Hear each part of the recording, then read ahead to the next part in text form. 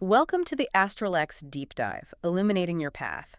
I'm Lunaria Selene, your intuitive guide. And I'm Solarian Zephyr, your cosmic strategist. Today, we're stepping into a really specific deep dive. It's crafted just for you if you happen to walk the path of the Scorpio Sun with a Gemini Rising. Exactly. We're here to bridge that celestial wisdom, help you unlock your modern path. Find those guiding starlight insights. And explore the powerful cosmic energies that are laid out in the source material you've shared with us. Yeah, our mission for this dive is pretty clear. We want to unpack the astrological guidance that's tailored precisely for this archetype, specifically for the year 2025. And the big question, the one from the source that's guiding us, is how do planetary transits shape your story today? That's the core of it. Okay, so let's get into it. This archetype, the Veiled Strategist, that's what the source calls it, right? What's the essence of this fusion? Well, the material describes it quite poetically, actually. You've got the Scorpio Sun, energy deep, intense. He calls it the Shadow Alchemist. Shadow Alchemist. Sounds intense. It is really a master of psychological depths, driven to uncover secrets, understand those hidden currents. Right, that classic Scorpio depth. And then how does the Gemini Rising fit in? So the Gemini Rising is described as the mercurial trickster. Think weaver of words, someone who's agile, dances between realities, adaptable, quick-witted. Ah, okay. So the deep Scorpio core gets expressed through that adaptable, communicative Gemini filter. Exactly. The intensity is absolutely there, but it's channeled, maybe even shaped, by communication, by intellect. It's a sharp, perceptive outer layer over that deep core. That makes a lot of sense. And the source mentions a specific, call for this archetype in 2025. What's that about? Yeah, the call for the Veiled Strategist this coming year is described as navigating truth through calculated duality. Calculated duality. Interesting. It means taking those deep truths. The secret Scorpio is so good at unearthing and consciously transmuting them, turning them into liberation. And how do they do that? What's the tool? The source points to razor-edged wit. So it's not just finding secrets, it's using that Gemini intellectual agility, that wit, to decide how and when to reveal, or maybe even conceal them, strategically. Strategic truth-telling. Got it. Okay, let's shift to the cosmic weather forecast for 2025. The source calls it the Quantum Astrology Landscape. What are the key planetary moves impacting the Veiled Strategist? Well, probably the biggest shift involves Pluto moving into Aquarius. It settles into your third house. Pluto in the third house. Okay, Yeah. That's hitting communication, thinking, siblings, the local environment, transformation in that whole zone. What does the source say this feels like? It uses this phrase, a neural singularity, triggering what it calls quantum entanglement in communication. Basically, a radical, almost instant shift in how you process information and how you speak. Wow, like a complete mental upgrade or rewire. Kind of, yeah, rewire your language, how you handle data, even conversations with siblings or neighbors. It all goes through this really intense transformation. And the source notes something fascinating. Silence itself becomes like a tool, even weaponized. It holds power. And your words, when you do speak, gain this real power to manifest things. So being incredibly mindful of communication is key then. Absolutely essential with this transit. It demands real consciousness. Powerful. Definitely a bit intense, maybe. What's the next major player we should look at? That would be Saturn in Pisces, which is moving into your fourth house. Saturn in the fourth, foundation, home, family, roots, emotional security. Right. And the source describes this one vividly, too. It says Saturn's karmic bedrock is dissolving in Neptune's ancestral tides. Okay, karmic bedrock dissolving. That sounds significant. What does that practically mean for someone with this chart? It points to deep foundational work being needed. Really crucial work. This transit is about healing bloodline wounds. Ancestral patterns again. Yes. Confronting inherited stuff, family trauma, anything tied to your roots and your sense of emotional safety. But it's not just digging things up. It's about the hard work of building truly unshakable emotional intelligence on whatever ground is cleared. Foundational reconstruction, almost. You could say that. It's necessary, sometimes heavy, but ultimately strengthening. Heavy but essential. Okay, what about Jupiter? Planet of luck, expansion. Where's it going? Jupiter makes a big move in 2025. It starts the year in Gemini, actually transiting your first house until around May, June. Then it shifts into Cancer, into your second house. Okay, Jupiter and Gemini in the first. That's identity, self-projection. Gemini's already the rising sign here, so Jupiter amps that up. Big time. The source calls it an identity supernova. Before June, expect your natural charisma, that Gemini rising energy, to get a massive boost. You might feel much more expansive, visible, maybe more outgoing. Okay, a confidence boost. And then the shift into Cancer and the second house in June, that's values, resources, self-worth, money. Exactly. And the energy shifts quite dramatically then.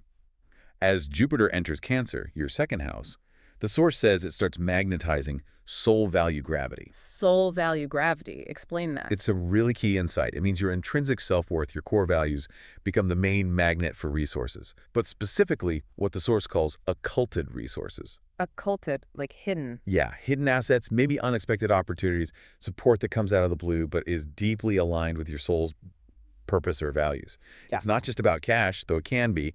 It's like your worth literally attracts hidden treasure. Wow, that's a powerful connection. Self-worth is a magnet. Okay, finally, the eclipses. They always shake things up, don't they? They certainly do. In 2025, the key eclipses in Aries and Libra hit your 8th and 2nd houses. That's March 29th and September 17th. The source calls these power quakes. Okay, 8th house. Shared resources, intimacy, power, transformation, other people's money. And 2nd house. My money, my values, my self-worth. So, tension there. Exactly. A major tension between shared wealth, joint ventures, deep intimacy, maybe debts or inheritances, 8th house, versus your personal sense of worth and your own individual resources, 2nd house. So, conflicts around money or power in relationships. Could definitely manifest that way. These eclipses force confrontations about how you merge resources, share power, handle financial intimacy. The source is really clear. Secrets around shared money or assets just won't stay hidden during these times. Radical transparency becomes necessary. Okay, that's a lot of intense energy moving around. How might someone actually feel this physically? The source talks about somatic resonance, right? And practices. It does, yeah. For that Pluto and Aquarius in your 3rd, that communication revolution, the source suggests you might actually feel like electric vibrations, maybe in your jaw, temples, even fingertips. Areas linked to speaking and thinking. Exactly. Especially when you're trying to voice difficult truths. And is there a practice for that feeling? A simple grounding one. Just tapping your thumb to each finger. It helps ground those intense neural downloads, those revelations. Okay. And for Saturn in Pisces in the 4th, all that deep emotional ancestral stuff. The source suggests you might feel a kind of saltwater heaviness, maybe in the chest or even lower, in the womb space for women, reflecting that emotional depth and the weight of family history. That sounds quite visceral, the practice. Gentle self-soothing, pressing your palms over your heart and humming. It's a way to acknowledge and process those heavier feelings. And later in the year, Mars in Leo. Right, July to August, Mars is in Leo, your 9th house. That's beliefs, philosophy, higher truth. When you're fired up, maybe debating your beliefs or defending your vision, the source says you might feel actual fire, like heat, in your shoulders and 3rd eye. The heat of conviction. Precisely. And the embodiment practice is pretty striking. Stand like a sentinel, eyes blazing, physically embodying that warrior energy protecting your truth. Fascinating how the cosmic translates to the physical. The source also draws some really cool historical parallels for this strategist archetype. It does, pointing to figures who kind of embodied this Scorpio-Gemini fusion. Alan Turing is a great example. The code breaker. Right, Scorpio Sun. But that clear Gemini expression in his computational genius, he literally used his intellect to decipher secrets, changing history. It's that Scorpio depth meets Gemini agility perfectly. And Dostoevsky. Another Scorpio Sun. His incredible ability to just expose the deepest parts of the human soul through his writing. That's intense Scorpio psychological insight channeled through Gemini's gift for narrative, for words. Wow. And the source quotes their combined legacy as, "Your tongue deciphers darkness. Your mind architects revolution." Powerful, isn't it? Using communication and intellect to reveal what's hidden and spark real change. You can see this energy in pop culture, too, the source suggests. Yeah, it makes some interesting comparisons, like Rust Cole from True Detective. Oh, yeah, that intense existential brooding. Meeting Sherlock Holmes with his rapid-fire mercurial deduction. That's the vibe. Deep intensity fused with sharp intellect. I can totally picture that. Dark undercurrents and lightning-fast processing. Exactly. Or think cinematically, like the psychological tension and manipulation in Gone Girl, mixed with the super-fast, witty, verbal battles in The Social Network. Dark meets sharp. Got it. And musically. The source suggests maybe Nick Cave, that brooding, deep, red, right-hand kind of storytelling for the Scorpio part. Okay. Meeting the wordy, almost stream-of-consciousness brilliance of Bob Dylan, like Subterranean Homesick Blues. For the Gemini side, Deep feelings expressed through complex, agile language. Those examples really bring it to life. Now, this source material doesn't just describe the energy, it actually guides you through the year. It calls it the Labyrinth of Liquid Truth, with phases and practices. Right. It breaks 2025 down. Phase 1 is the neural revolution, January to June. This lines up perfectly with that intense Pluto in the third house transit we talked about. So the focus is really on communication, thought patterns. Exactly. And the pause and reflect questions are direct. What toxic narrative, that's the Pluto influence, poisons my voice? What dangerous truth must I weaponize? It pushes you to identify limiting beliefs about your expression and consciously choose how to use your voice's power. Weaponized truth. Strong wording. It highlights the potency, yeah, and the ritual for this phase. What's suggested? It's time for the Gemini new moon, June 6th, the obsidian quill ceremony. You dip a crow feather in black ink, write down old secrets or narratives on rice paper, Okay. and then burn it over a blue flame, chanting, "Ashes to insight, smoke to power." It's about actively transmuting that old stuff into usable wisdom. And a physical practice for this phase. Yeah, the throat chain break. You lightly grasp your throat, inhale, and sort of squeeze, representing holding back. Then exhale fully and release, maybe even hiss. Ah, I shatter silence. It's a physical release for any blocks around speaking up. Okay, moving into phase 2. Ancestral and eclipse alchemy. That's March to September, covering the eclipses and the Saturn and Pisces work. Exactly. And the pause and reflect question here, suggested for after the Aries eclipse in late March, really ties the eclipse themes, 8th, 2nd houses, to the Saturn themes, 4th house roots. Where did this eclipse expose financial manipulation? What phantom in my bloodline demands exorcism? Oof. Connecting money issues directly to family patterns. Precisely. It forces you to see where hidden dynamics or family legacies might be impacting your resources or sense of worth. And the ritual for this phase, linked to the Libra eclipse in September. It's called the scale of shadows. You actually use a scale. Place a black candle, representing the 8th house shared power, secrets, jets on one side, and a gold coin, 2nd house self-worth, personal resources, on the other. Okay. Then you add rosemary associated with memory, the past, ancestors, till the scale balances. Then you burn both items, chanting, "My worth redeems my ghosts." Balancing personal value with shared resources and healing ancestral money stuff. Wow. And a powerful ritual for integrating those energies and the embodiment. How do you physically work with that? It's the 8th, 2nd house vortex. Stand feet wide, spiral your arms up. That's like releasing old 8th house energy debts, entanglements. Then pull the energy down firmly into your hips, grounding into your 2nd house core, your self-worth. And you're encouraged to growl low notes. A primal release, connecting to that deep power base. Exactly. Then the third and final phase, identity transmutation, June to December. This really incorporates Jupiter's move into your 2nd house. Right, the soul value gravity. Exactly. And the pause and reflect question, suggested around June 25th when Jupiter is settling into Cancer, asks, what childhood wound, Jupiter 2nd often relates to early value security messages, fuels my hunger for control? How do I alchemize lack into sovereignty? Connecting current drives for control or resources back to early experiences of lack or insecurity. Deep stuff. Very. It gets to the root of potentially unhealthy patterns around money or power. The ritual for this phase. Let's hear it. Time for the Scorpio new moon, November 4th. It's the Phoenix Ledger. You write down financial debts or maybe just deep fears about worth in red ink. Then you burn those pages in a copper bowl.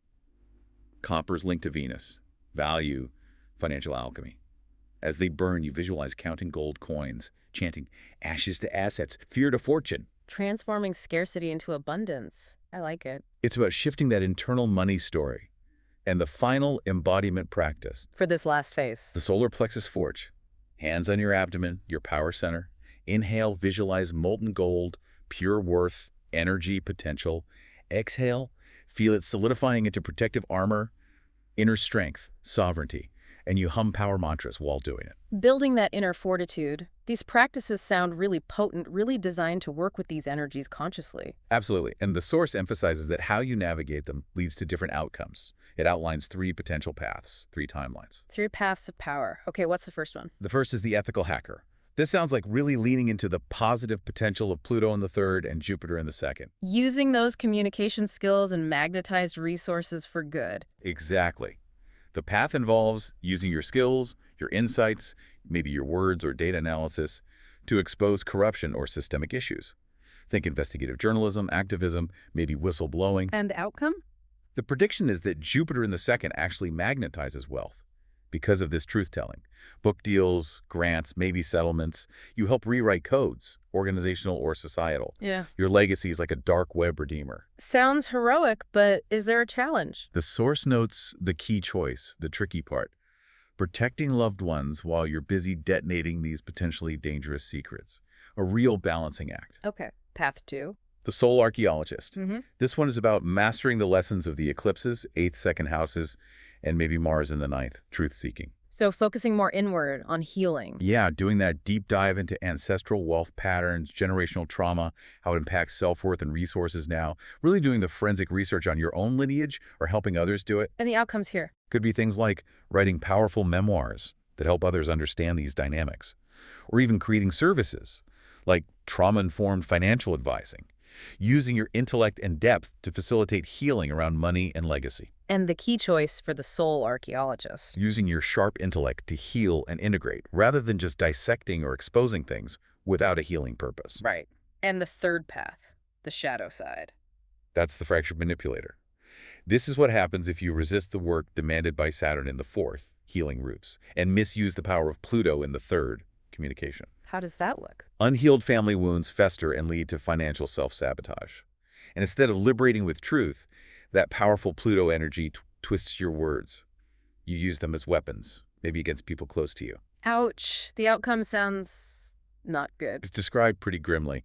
Reputation damage, isolation driven by paranoia, even chronic physical issues like throat problems in the body reflecting the misuse of voice. So the key choice here is Weaponizing knowledge instead of liberating with it. It's a stark warning about the responsibility that comes with this archetype's gifts. wow.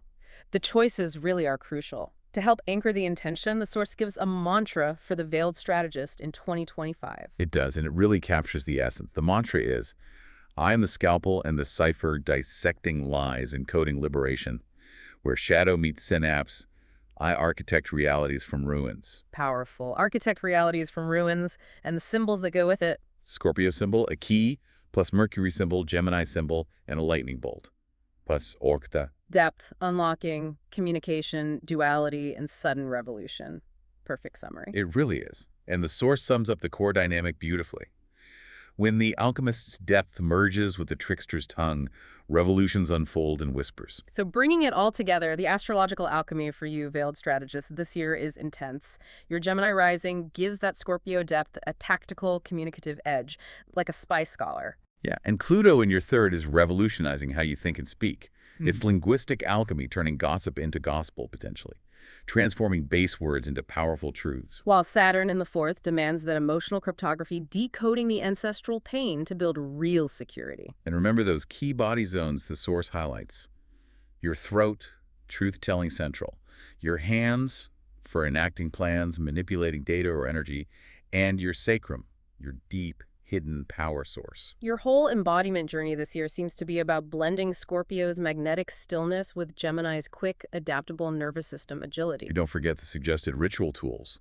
Obsidian for protection and seeing truth, crow feathers for messenger magic and communication, and copper for that financial alchemy and grounding transformation. It really paints a picture of a year of profound transformation for the Veiled Strategist, centered on truth, power, and deep foundational healing. Absolutely. It's clear from the source material that the conscious choices you make about your words, about facing hidden truths, about healing your past, are going to fundamentally shape which timeline you experience. That core question seems to be, are you using your considerable power to liberate or to manipulate? Are you healing with knowledge or weaponizing it? Maybe that's the most crucial distinction to carry forward. As our cosmic journey concludes, for now. We've really only scratched the surface of what this potent year holds for you. We encourage you to dive deeper into your own unique path, connecting these insights to your personal story. And you can request your email audio reading now to explore exactly how these transits interact within your specific birth chart. You'll find the link for that right in the description below this deep dive. Please also explore the episode resources and other links we've mentioned. They're all there too. All the details are waiting for you there. Ignite. Think. Subscribe for more Starlight Insights. Thank you so much for joining us.